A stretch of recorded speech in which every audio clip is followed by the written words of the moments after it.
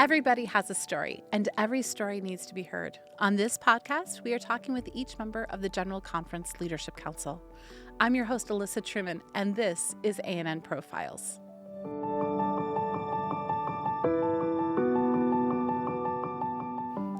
Today I'm here with Elias Brasil de Souza, and he is the director of the Biblical Research Institute. Did I get all that right? Yes, perfectly right. Did I get your name right? Yes. It's Elias. Okay. I actually had my team help me beforehand. Elias, you are the director of the Biblical Research Institute. Before we get into your life story a little bit, there might be people who are watching this who don't even know what the Biblical Research Institute is. Would you give us just a short little synopsis of what is the work of the Biblical Research Institute? Well, first of all, it's a pleasure to be here with you.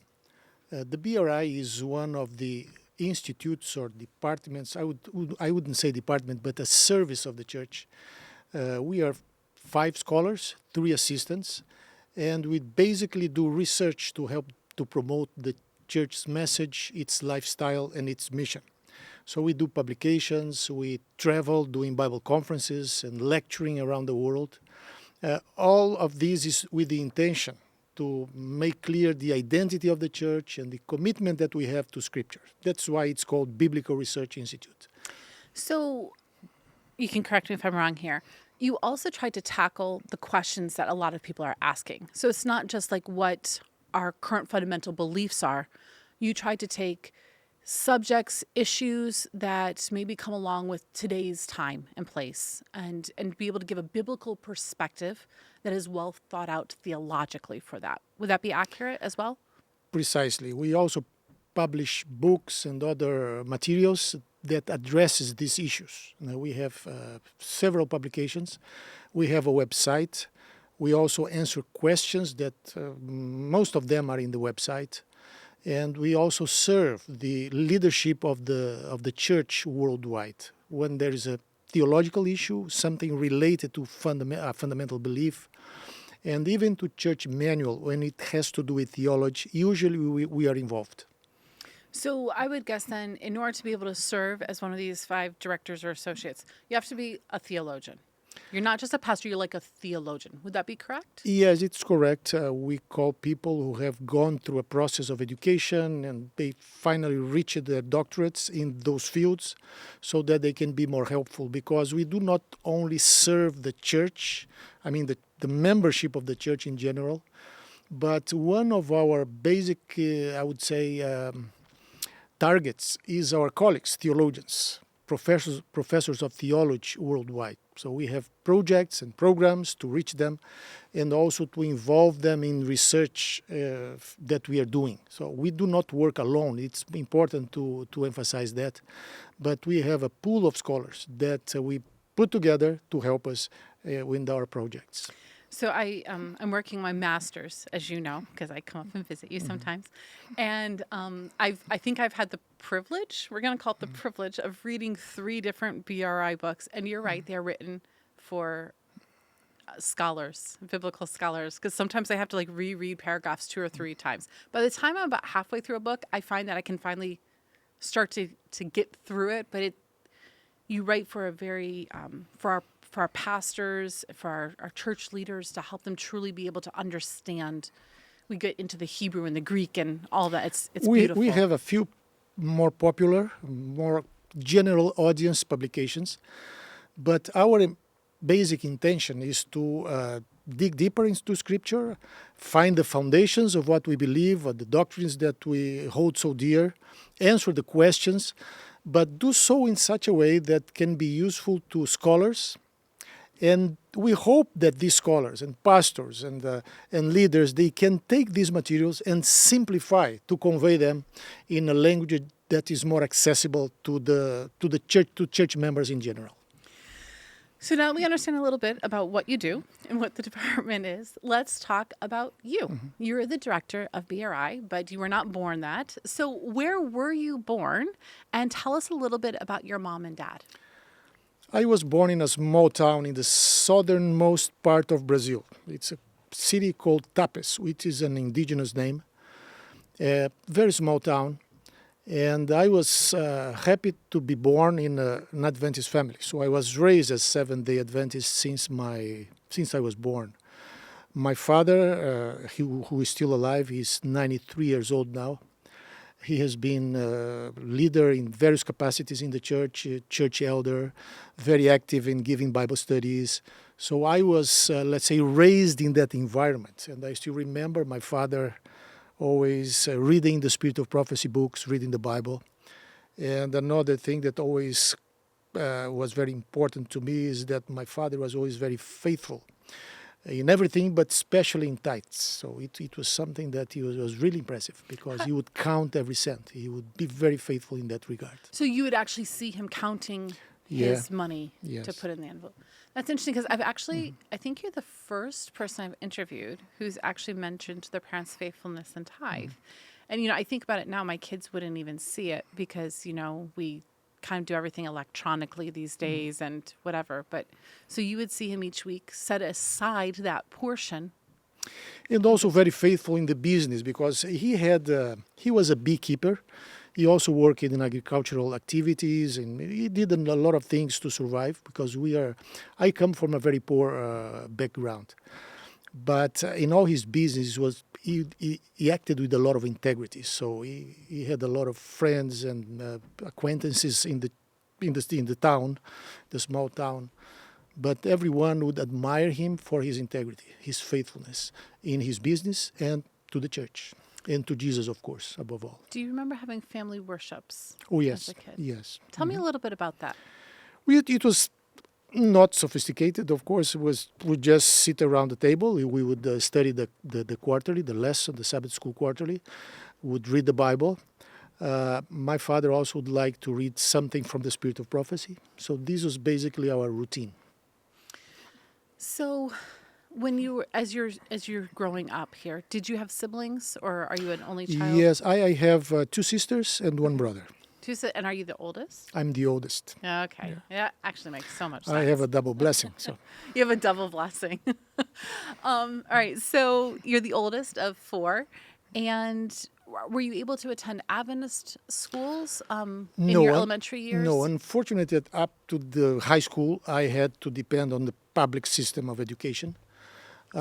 My first Adventist school was the seminary, the theological seminary, when I came to study theology, to become a pastor. But before that, I worked as a literature evangelist for some time. Okay.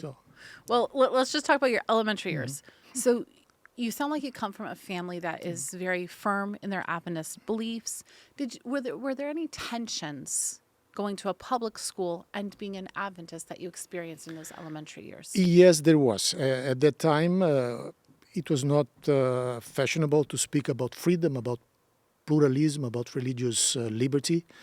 So it was normal that you would be even harassed by teachers, that would make fun of you because you wouldn't wouldn't attend the classes on the Sabbath. So I have a lot of challenges. Those were very difficult years for Seventh-day Adventist students outside the Adventist system. But the Lord gave me the strength so that I could survive, and eventually I finished my studies at the level of we called high school. That in Brazil it is the prerequisite to go to the seminary, which is, we would say, undergrad here in the United States, but that's just a bachelor's in theology. Yeah. So when you were in elementary, did you have any hobbies that you enjoyed doing? Were you into sports? Were you what was little Elias like? Well, not very much of a sport. I'm not a sports person. Me neither. What I usually do is physically is to walk. I like to walk, and sometimes I walk on a treadmill because this is my obligation, but otherwise I'm not very much into it. I always like to read, and I used to read a lot. That's basically, I would say, my main hobby. But there was another thing that I used to do, not only as a hobby, but even to get to earn some money when I was very young, from probably 15 up to 23 years old, which was I worked in electronics for some time. So I used to work in a shop And my task was to fix radios, install sound systems in cars, these kinds of things. So my daughter has a broken CD player. So what you're telling me is I could bring it to you and you can fix her CD player? Well, if it's dated to that time It of the probably technology, is. I It's might very, be able very to old. help. Yeah. She wanted a really old-fashioned CD player, and then it broke, and I'm like, I don't know where to get it fixed. When I started working with these, I was 15 years old. It was the time of those tubes in radios, those valves. Yeah, no, this would be after Then tubes. came the transistors, and now you have different kind of systems, integrated systems, which are much more sophisticated. But I'm from an older time, so Okay. there is still wires and things to put together. This is what I used to do. All right, so you did electronics. That's interesting. It's always fun kind of finding like these little things that you wouldn't necessarily know about people. Now, are you musical at all? Well, I used to sing in a quartet when I was In a quartet? What part? With some. Well, I would do the second tenor, Okay. but I was never kind of a good singer. I did because I liked it at the time, and I would sing with my cousins, my friends, some of my relatives. So we had a few, let's say, compositions of quartets, and I used to like it very much. I still like it, but not to sing myself. Just You'll let someone to else enjoy. sing. But there's something about my work that I sometimes I think about it, and probably I should mention this here. That I work in a shop, and the owner, of course, was not Seventh-day Adventist, so I had the opportunity to be a witness there. But it was a very challenging work because I have to deal with customers, people coming. Is my radio, is my TV ready? And sometimes it was not ready. And then they were angry. So I was in charge of having to be the face of the shop to the customers because the owner usually would not be there. So I think in a way that prepared me to face challenges in dealing with people that I had to face later on when I had my churches to pastor.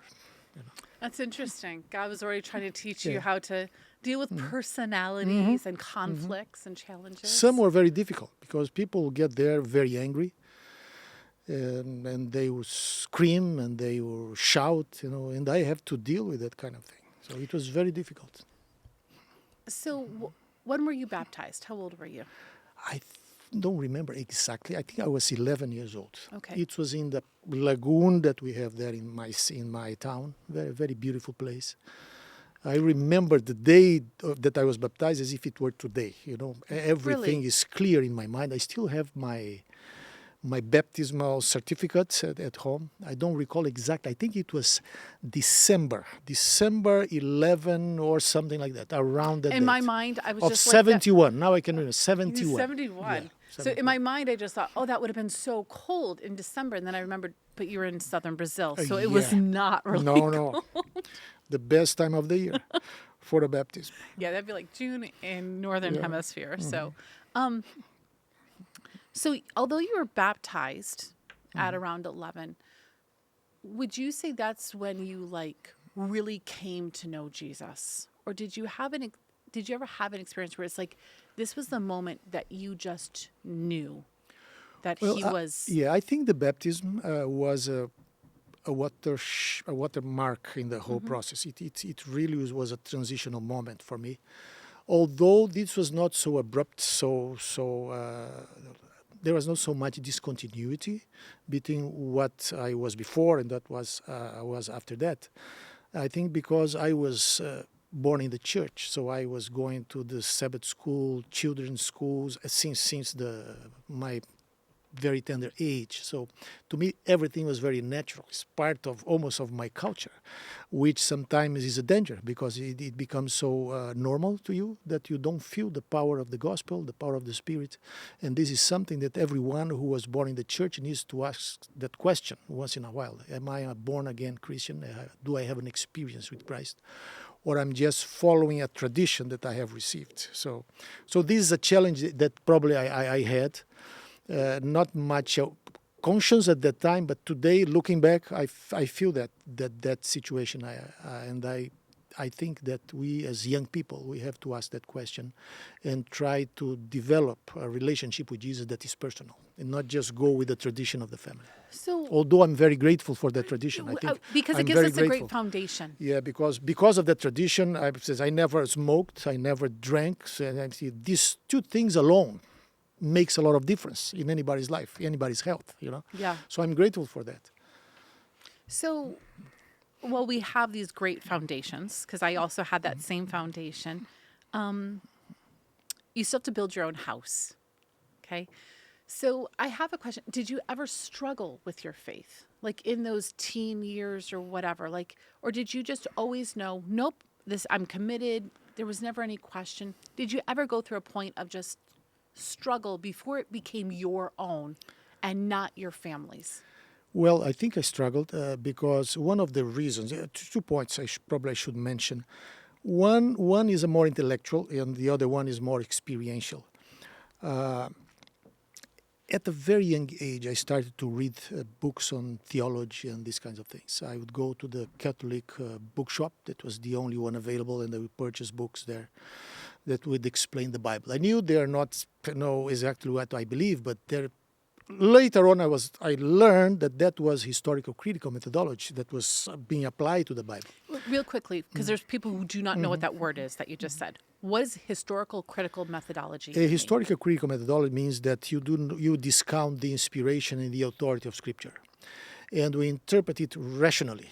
You basically do not consider miracles and the direct intervention of God in history. So I remember that once I read a book about Jonah, the book of Jonah, and the author was just saying, well, this is just a legend. This is just a story that was made up. This is just a parable. So that was shocking to me because I have learned the story of Jonah from my parents, from the children's school, and that's not how I believe. But I said, this is shocking to me. At least it was shocking at that moment. But so that was something that was in my mind. But when I went to the seminary later on, and I started to understand the interpretation of the Bible, the hermeneutics, the different schools of interpretation, and the different frameworks. And then I learned that when we study the Bible on its own terms, not on the basis of a framework that comes from outside the Bible. See, so that was a kind of intellectual situation that's what was with me for some time. The other one is more experiential. So the issue of I don't think I understood quite well justification by faith as much as my parents who speak about forgiveness, about salvation, about these things. But I think I at the bottom of my heart, I did not understand it quite well. But I remember that when at the seminary, so I had a class on soteriology, which is the doctrine of salvation. Thank you for interpreting that. And that really opened my mind. So I think that was a crucial moment for me to understand what it is to be a Christian, what it means to be in Christ, to be saved by Christ, to be justified by faith. Because up to that point, I don't think I understood it quite well. So let's talk about that a little bit. Because now, and I mean, we're kind of fast forwarding a little bit, but we're getting perspectives based off of that. You go around now and try to help people to understand theology and stuff. I think this is still a very fundamental problem. Most people do not really understand righteousness by faith. I would say, well, I would have told you for years that I believed it. It was a year and a half ago. I was actually reading the Sanctuary book from BRI, actually, and I was taking a class with Richard Davison. And it was the first time in my life I really, truly understood it. How do we help people to really understand it? You were in seminary. I was 43 years old when I I could have told you I believed it, but I realized I didn't actually. How do we help people have this knowledge sooner? I think we have the materials for that. We have what we need to know. And I would say the best book that teaches about justification by faith with clarity, with simplicity, is Steps to Christ by Ellen White. That book helped me a lot as well, So I think every Seventh-day Adventist who really reads, or every person who really reads the steps to Christ carefully and meditates on it, and then really reads it, will understand what his justification by faith is. So it's a wonderful book. It gives the assurance of salvation, because everything comes down to this point when it comes to experience. I'm sure I'm saved. I have that assurance. If, let's say, I would die today, I would be saved when Jesus comes again. So this is the point, and I think Steps to Christ explains this very well. And some people, they fear justification by faith, even to preach or to speak about that, because they have a dichotomy. Justification is one thing, obedience is another thing. But these two aspects of the experience, the Christian experience, they go together. Yeah. The more saved you are, I think, the more secure you are that you are saved, the more commitment you will have to respond to that salvation in obedience, in faithfulness. So this is my understanding. Okay. So you said that out of high school you go to the seminary, and you were explaining that seminary, the way we view seminary in America is different than... It's a bit different, yes. Yes. So seminary down there is like your undergrad. So you decide to go to seminary / undergrad in theology. Did you always know you wanted to be a pastor? Yes, at very young age, when I was still in my local church, I used to be very close to the pastors who passed through that church. I always was there helping them. A couple of them were very close to me, to my family. They would go to visit us. I think that's why pastoral visitation for me it's crucial. So I was very close to the pastor. I would admire the work that they did. And at a very tender age, I was already a member of the church board. So I was... How old were you? Probably 15, 16, something like that. You were on the church board. I would say 16. I don't recall exactly, but it was a very tender age. And I was there helping. I was secretary of the church. I was in the committees. So I was following some challenges that they were facing. That is normal in any group of people, in any community, any congregation. So somehow I felt attracted to ministry, and I also liked the doctrinal aspects. That's I think what attracted me to the church most of all was the message of the church, what the church has to say to the world. I think Which is what? This is what makes the difference. The hope of the second coming of Christ, the sanctuary, the gift of prophecy. So these kinds of things that we hold so dear. For me, that made all the difference. So it made us different from any other religious movement, because I could go to any other church, if it were not for those distinctives. So I find it interesting because the second one that you just said was the doctrine of the sanctuary. Again, I took the class with Richard Davidson, read the book. It's also something that we do not understand. We all talk about, the investigative judgment. I believe in the doctrine of sanctuary, but I don't think we understand that one either. Because when we understand it, it's freeing and it's beautiful.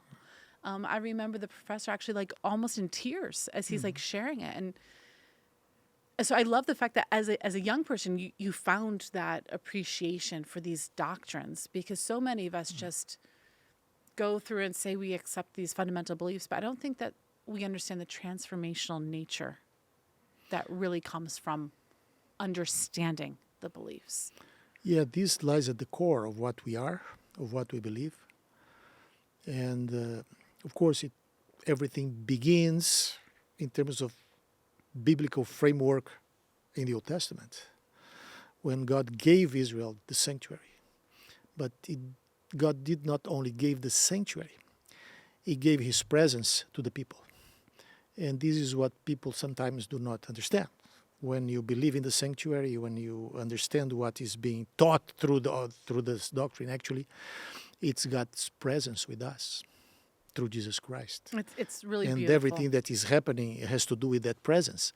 Today in the heavenly sanctuary, in the what we call investigative judgment or pre-advent judgment, that's a special work that Christ is doing for us. Yeah. So you go to seminary and you pursue your degree and you graduate and you become a pastor. Were there any challenges that you went through during that time?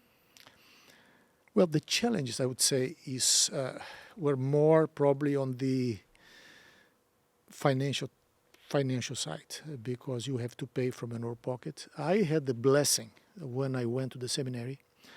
I had a very dear church member of my church that once I finished this, I was dreaming about going to the seminary for a few years. But once I finished a sermon that I had preached in my local church, and one of the elders, that was a person with means, he came to me and said, if you want to go to the seminary, I will pay for you to study. Oh, wow. So that gave me that encouragement that I needed. So then I went to the seminary, but I didn't want to depend on him for everything. So I would go to do my literature evangelism every time that I had to. How many years? Or?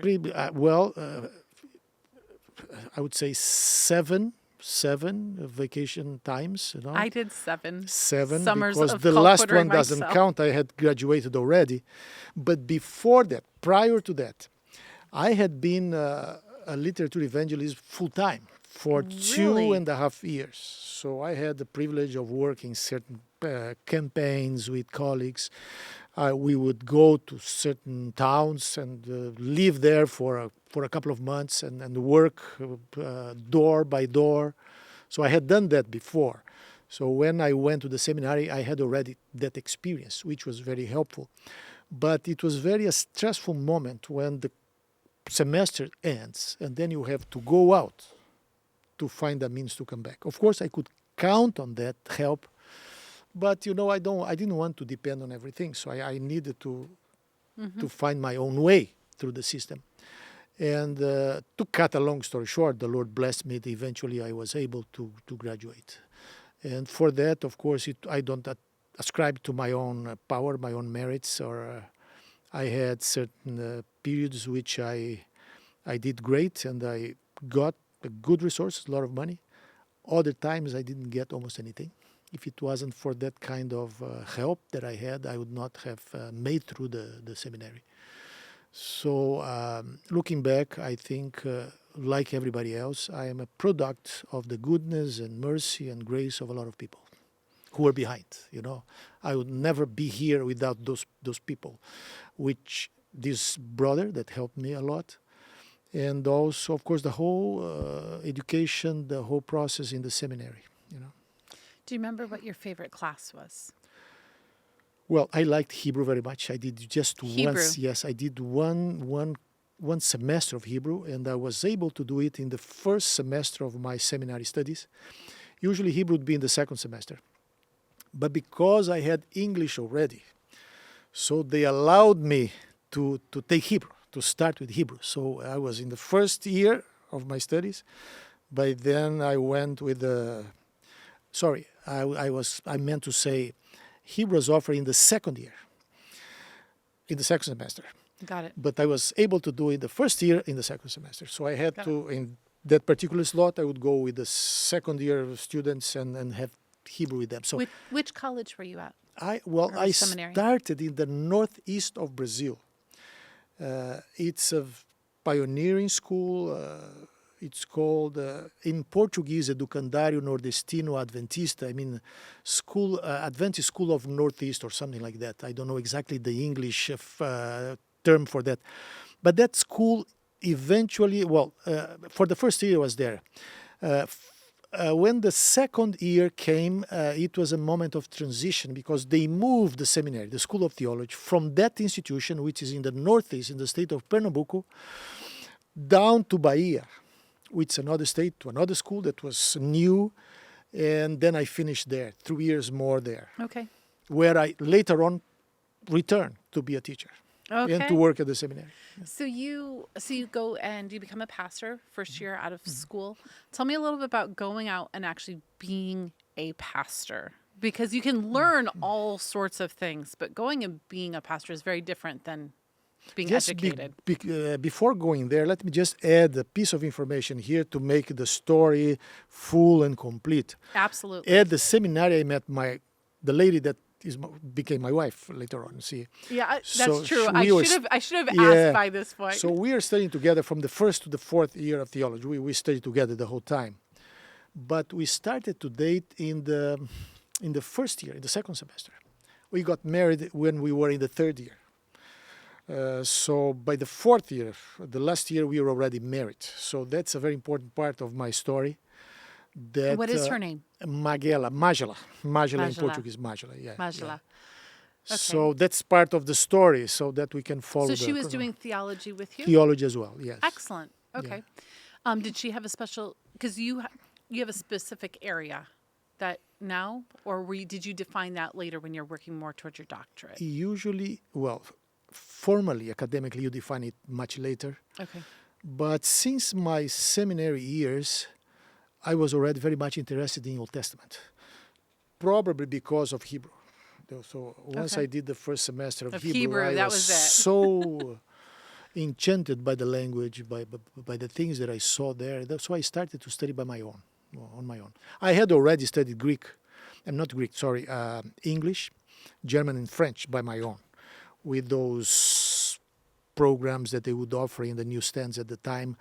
There you receive a kind of magazine with a cassette. Probably you still remember those tapes that would come every week. They would send one of those magazines with a tape, and this is how I learned English. So Did you also learn the other languages? And of course, I studied German and French, which was enough to help in my doctoral program later on, because I had to do an exam in these languages, but I never practiced them. So eventually you lose any kind of fluency. But I used to communicate a little bit in those languages as well, especially French, which is very close to Portuguese. Well, you're doing pretty good in English right now. Today, well, thank you. You are very kind, and I like to hear that. It helps my self-esteem. So, Well, I'm here for it. If you ever need to come down to my office and talk, I'm like, your English is great today. But so this was my learning process in those years, Okay. because of course, as I explained, we did not have the means to go to an English school or to invest so much, in a formal way of learning. So I had to use these ways, to. So your wife and you go to your first pastorate. Tell me a little bit about that. Well, we had a wonderful experience in the south of Brazil when we had the first church that we were assigned. Actually, it was not a church; it was a pastoral district. And How many churches? I had 11 congregations. 11. Yes, I have a few organized churches that we call, and a few companies. Probably, I would say... Sounds more like than yeah. a few. A few is 3. If you had 11, it wasn't a few of each. I would have probably, I would say, from one church, from the two extremes of the territory I was supposed to serve, probably 200, 250 kilometers, more or less, from one end to the other. And I'm trying really hard to translate this into in miles. miles, probably, I would say 150 miles, something like that. That's like, a bit of a territory. Yeah, it was a big of a territory. So I would visit those churches. At the time, it was the first 2 years, I didn't have a car. So I had to go by bus, by boat, because I have some churches that were out across not a bay, but a piece, a body of water that separated the main city to a small city, but there was a boat that I had to take. So to visit some churches that I have at the other side. I used bus a lot, and I walked a lot, because I had to visit my church members. And I always loved visiting them, because I could not feel myself a pastor if I would not visit my church members. Do you feel like it's a lost art? Visitation. Oh, yeah. I think I cannot conceive of a pastor who does not visit his members or her members or does visitation. I think this is crucial, because it's there that the people open their hearts to you. It's there that you can help them, pray for them. When you come to the church to pray, to preach, it's more collective. There's a distance, But when you go to their homes and and pray with them and listen to them, then you understand actually the full extent of what you have to do, of the responsibility that you have. Because when you were preaching in the church and you look at them, you know what situations they're facing and how much encouragement they need to face the trials of life. See? Pastoring 11 churches slash companies. This was my first one. The Yes. second one I had 9. Oh, well, look at that. They took two off. Yeah, but I have 4 schools, 5 if I count another one. So so I had a lot. So Yeah. let's talk about that. That's a lot for a pastor.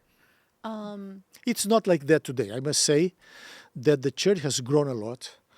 So in some cases, in some of these districts that had all these churches, today they have 2, 3 districts there. So Which it's is fine. different today. But Yeah. do you think in some ways there's an advantage? Because the churches have to not rely on pastors so much to do all the things.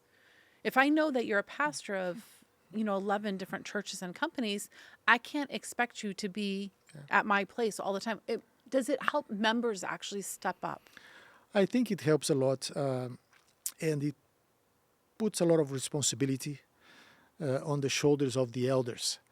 And this is really extremely important because I had, let's say, elders who worked with me and in different churches.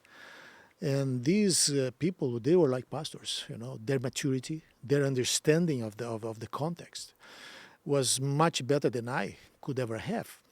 So I relied a lot on my elders, and I'm very grateful for the elders that I worked with in both areas, both pastoral districts that I served. So, but it happened because, of course, there are too many churches, and I would be in one church, let's say, once a month. Usually the main church, I would be there probably once a month. Outside that, I would be visiting. Every Sabbath, I would be in a different church. So how many years, you said you did this district with 11, and then you did another district with 9 and 4 schools, plus 1 if you count this mysterious school that I'm not sure why we don't count it. Well, no, the reason is It's either this. 4 or 5. No, I had 9 in the second district, and I have 4 schools.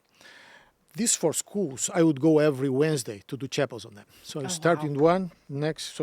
But there was one that was distant. It's the top of a mountain. So I would go there once every, let's say, 3 months, or sometimes once a month, depending on the situation. I could not go there every week. That's why I'm saying I had Got it. 4 Now I get it. would take most of my time on What part of chapels. Brazil is this in? Everything was in the south. Okay. My first pastoral district was in a city called Rio Grande. And my district would extend from Rio Grande up to the border with Uruguay. Okay. Yes, up to the border. And the other side, there was a smaller city. I had to cross the water by boat to get there. It's a small city called São Joseph of the North, or São José do Norte. We say it in Portuguese, but we would say São Joseph of the North. So I would go there. I would have 3 congregations there. One was in the city, and the others were in the country. So they were the church members were agriculturers. Some of them were fishermen.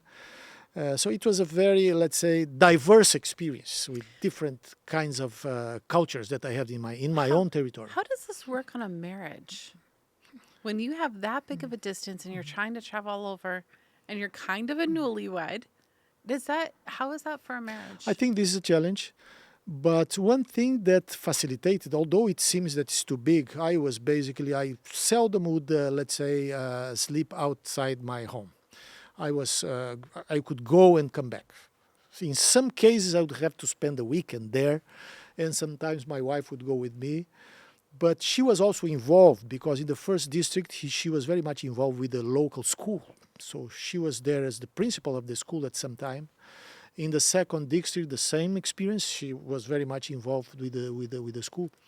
So she was also part of the ministry. So I think this is very important. She also felt the same responsibility that I felt because she also had her sheep to take care of, So we were together in it. So after the 9 church, 4.5 school district, where do you go from there?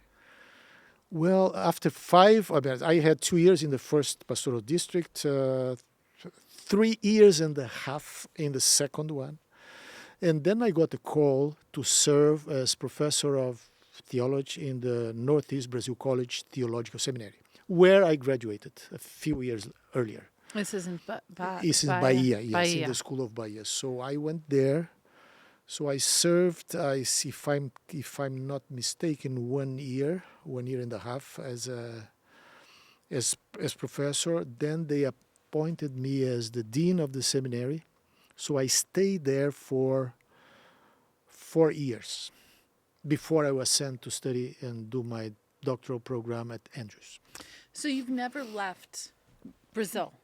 No, up to the point that I came to Andrews, never. My experience was there. But there's one thing. I was in the South. I was born in the far South. When that gentleman that I mentioned to you offered to pay the school for me, he told me, you can go to São Paulo and study there and I will pay everything for you. And of course, I could have gone to São Paulo. They have an excellent school there. They had and they still have probably the oldest one, the most traditional one. But I said to myself, if I go to São Paulo, it's more like staying in Rio Grande do Sul. It's culturally is not so different. I want to go farther.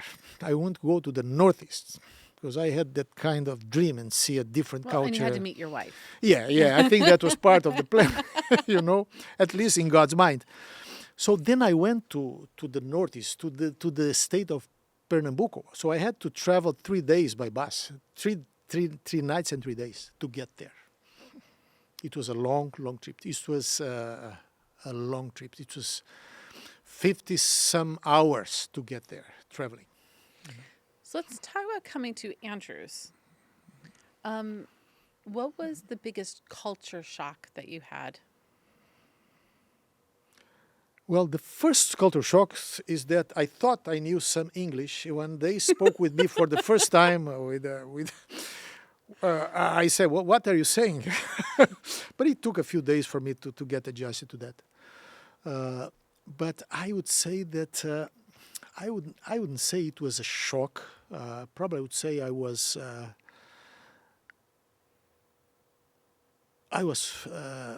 in admiration for everything that I was seeing there. The school, the library, the culture, the roads, the way people, The treat snow. each other. The snow, it was that was a shock. And thanks for reminding me that. I think the And biggest that's shock. always everybody's shock. Yeah, no, I think that was the biggest shock. I was not thinking in those terms, but I was thinking more in terms of people. I had an excellent experience, myself and my wife, because she studied there as well, as she pursued a master's in religious education. So we had a wonderful experience there. I'm very grateful for everything that I accomplished at Andrews and for the treatment that I received there from teachers. What at the degree seminary. did you get? I got a PhD in Old Testament Okay. with a minor in New Testament. Okay. So your PhD was in Old Testament. What was your paper on? You mean my dissertation? Yes. It was the Heavenly Sanctuary in the Old Testament. Which is one reason why we've been able to have our talks. Because I fell in love with the sanctuary. And I know this is about your life story, but we're going to talk about this for a second. How did you pick that topic? It's a long story, but I can shorten it for you. I was struggling after I finished I was getting to the close of my coursework. I was struggling to find a topic that would be relevant because I wanted to do something for the church.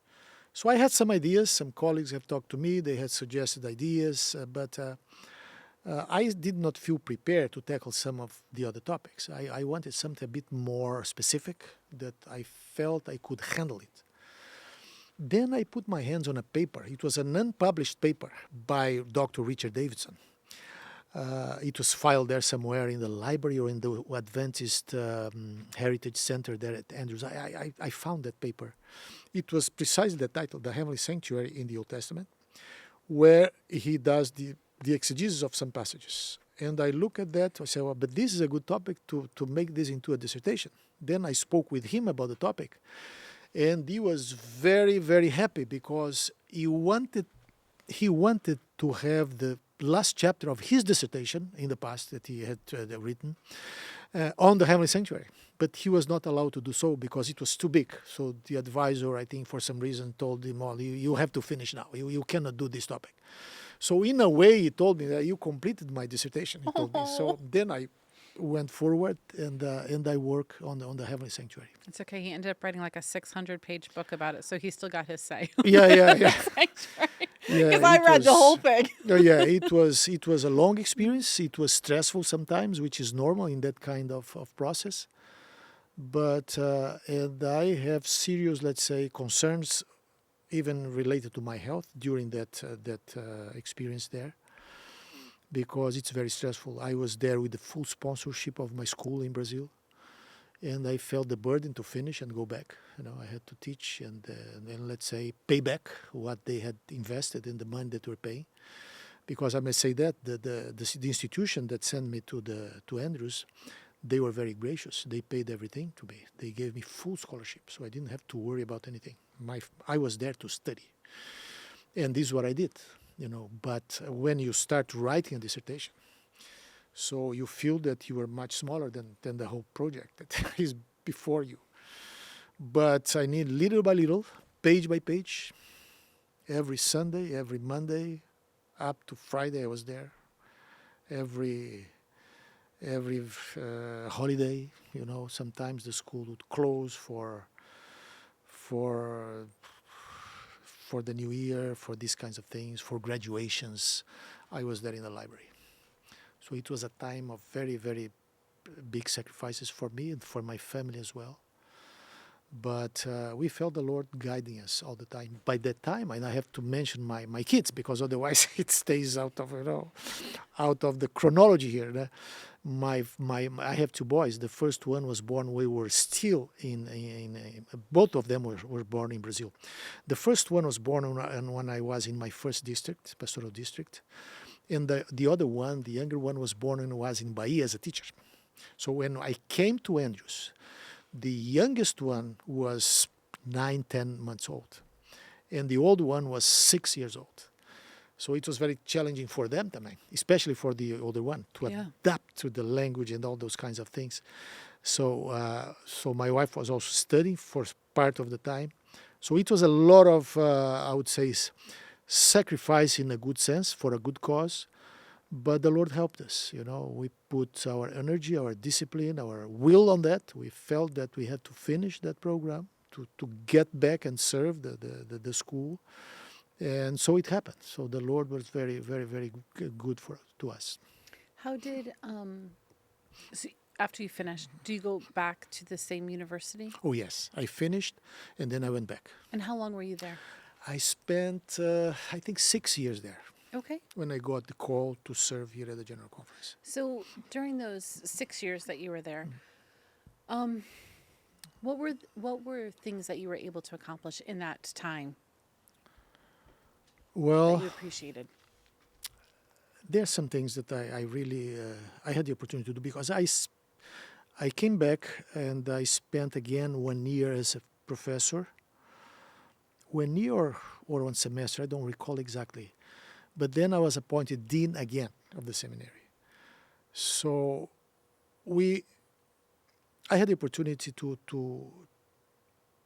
train new professors. This is always a concern that I have had, in my experience since I was a church pastor.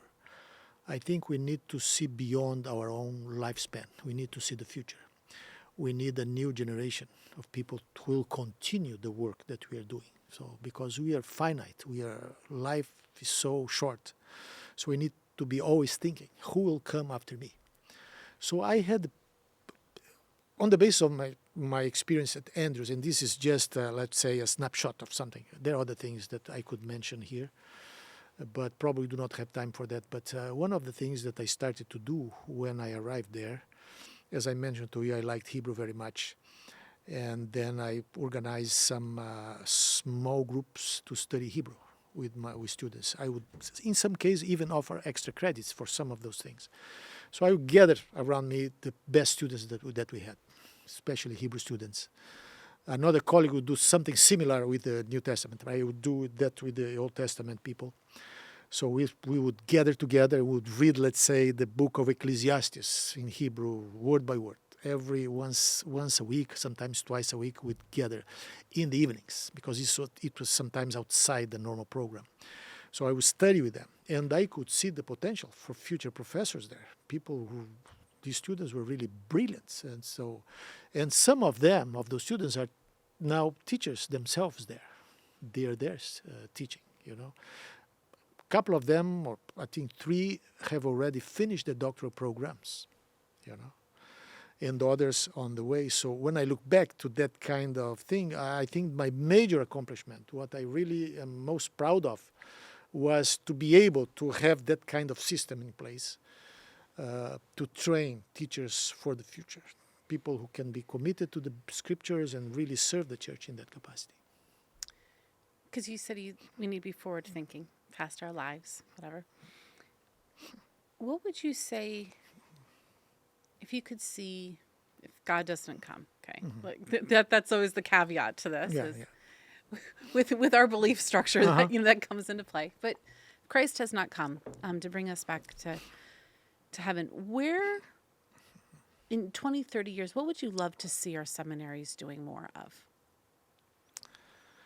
That's a very important question, and probably we would need a full interview just for that. Because, I can schedule one. because we have a tremendous burden, and not just myself, my colleagues at the BRI as well, on the formation of teachers and pastors in our seminary. And the future of the church depends on the kinds of pastors that we form, that we prepare today. So I think there are some areas that we have to be very, very attentive to. There's a lot of work to do on those areas, and I think one of the most important things, I think we want to help these young people when they come to the seminary. They must learn to love the Bible, to study the Bible, to understand what really biblical theology is, what it means to have our system of beliefs founded upon the Bible, based on the Bible. So I think this is something that we need to cultivate even more. I think there's a lot of good work being done in our schools around the world, but we need to emphasize more because the challenges of the contemporary culture, the challenges of philosophy, of even science, sometimes done from a very secular point of view, is overwhelming. So I would like to see our seminaries to be places where when students come, they have their faith affirmed and not destroyed, So I'm working my master's in pastoral ministry, and what would you give me as my greatest piece of advice?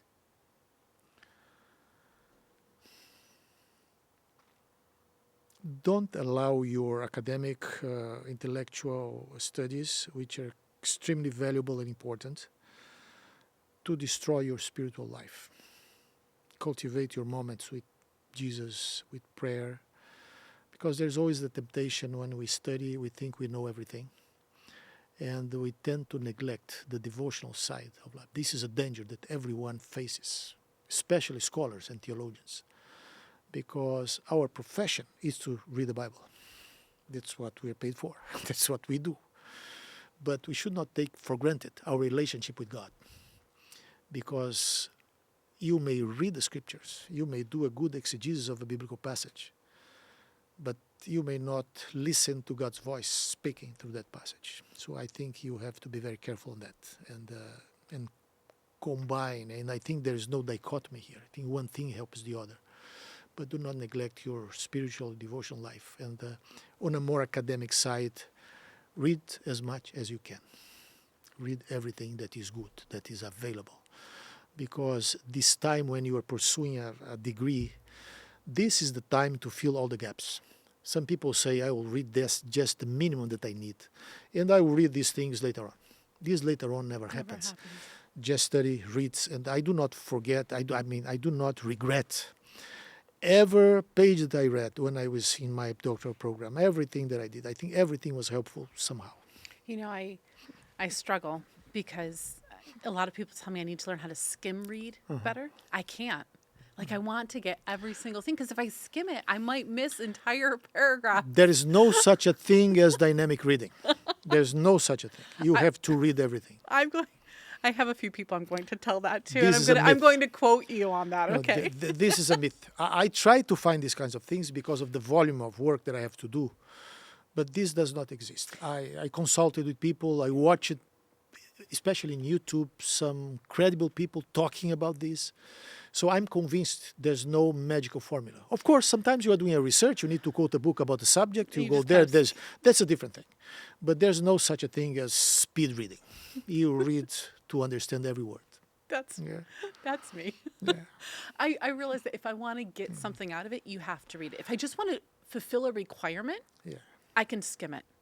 But if I want to really digest it, to really understand it, you have to read I it. read very slowly. I can tell you. I'm not a speed reader. I read everything. I read fast until it comes to theological books. And I find I'm at about 15 to 20 pages an hour if I'm lucky. And it's like, man, sometimes some of your books from your department, man, I think I'm more like 10 pages an hour. But it's but I get so much out of it. And the gospel opens up and the Bible opens up, and and I think that sometimes we think that, oh, that's what theologians should read, or that's what, those kind of people should read. I believe everyone should cultivate an interest in exploring and deepening their relationship with biblical topics.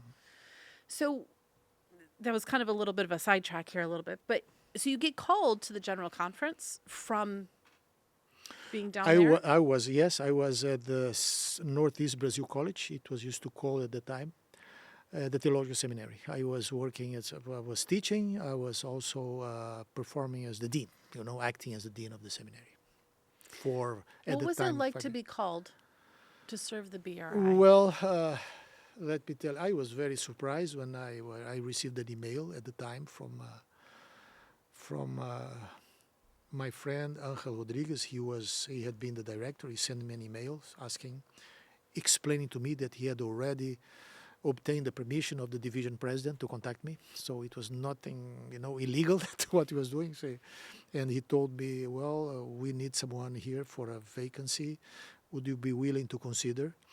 Well, I gave him the classical answer that I give any time I would be consulted. I would do what God wants me to do, what the church understands I should do. So I would be open to that. So from then on, later on, he sent me another email asking for my resume, and then it went through. Eventually I arrived here to serve. What do you see as the greatest theological challenges our church has today? I think the most serious challenge that we face today and is the challenge to preserve our identity. Because when I say this, this has to do with lifestyle. This has to do with the message, with the distinctive beliefs, and this has to do with our mission. So when you lose one thing, you lose the others. So if you lose the theological side, if you are not strong in your beliefs, in your convictions, this will affect your lifestyle. Consequently, and even your mission. So I think we need to pay close attention to this, because we face tremendous challenges today with all these identitarian, philosophies, ideologies. I think this is a major challenge that the church faces that threatens to divide us, and to take us away from a biblical understanding of sexuality, for example, to be more specific. I think we have to pay very close attention to this and then help the church navigate this moment that we are facing now, and especially our young people, because they're facing the storm that we are not facing. We who are, let's say, at an older generation, we are witness of this struggle. We are trying to help, but the young people, they're facing for them, this is an existential challenge, a spiritual challenge, and we need to help them. You know, I think we often act like, well, we've been there before. We've been teenagers. We don't, Yeah. but we don't know what But it's different. like. It's it's different a very today. different climate from It's when different, I was raised, which would be different from when you were raised. And we need to figure out how to navigate it. In our times, there was not the issue of identity was more or less settled. People were not questioning their identities. Am I a man? I'm a woman. I'm this or that. You know, this was not an issue as far as I can remember. I didn't have that kind of problems. Today, this is foundational to what is happening. You know, so people are questioning their identities in different levels, and this is a problem. This affects directly what we are as church. So we actually, the BRI has produced some materials on the sexuality, and on the area of sexuality, family, and marriage, precisely to address these issues. And I've read one of those Yeah, too. I'm going to have to get through all your books at some point. That's going to be my new goal. Read every BRI book. My last question for you. For members who may be interested in trying to dig deeper, to not just read the Bible at a surface level, but they're not going to go to the seminary, what would you recommend for them? I think the first recommendation, if you want to understand the Bible well, read the books of the Spirit of Prophecy. I would say the Great Controversy, the Great Conflict series, from Patriarchs and Prophets to the Great Controversy. Anybody who reads those 5 volumes will know much more of the Bible than a lot of people, that even some people who go to seminary. So that's where we start. And the Seventh-day Adventists, as lay persons, as lay leaders, I would recommend to them to read Ellen White. And I do that. I offer that advice on the basis of what I have, let's say, experienced on my father. You know, my father didn't have formal education, but he read and still, to the extent that he can, immerse himself in the Spirit of Prophecy. So he knows a lot about the Bible, because he said, well, Ellen White says this, says that. I'm not saying that Ellen White now will limit our understanding of the Bible, but she opens our mind to understand the Bible. So in that sense that I speak. And also, of course, the church has put some very good resources available to everyone. One of them is the New Andrews Bible Commentary, 1 volume. That is for lay people also, not just for pastors.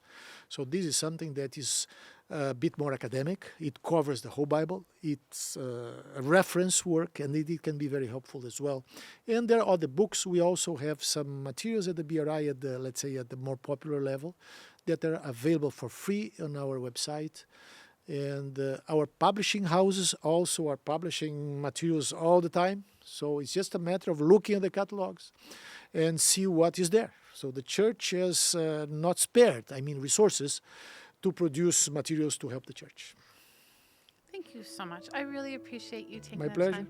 Thank you especially too for your consistency in keeping the Bible the foundation of our church, to our identity, to our mission, all of that, and how you go and you visit all of these different places and try to help them to be able to understand so they can bring that back to their churches. I appreciate all that you do. My pleasure. Thank you very much. We hope you enjoyed this episode of A&N Profiles with my special guest, Elias Brasil de Souza. If you haven't already, please take a moment to subscribe to this podcast, YouTube channel, wherever it is you're tuning in from today. I don't want you to miss any future episodes. Thank you for spending this time with me, and join me next time as I continue to get to know the life stories of more inspiring people.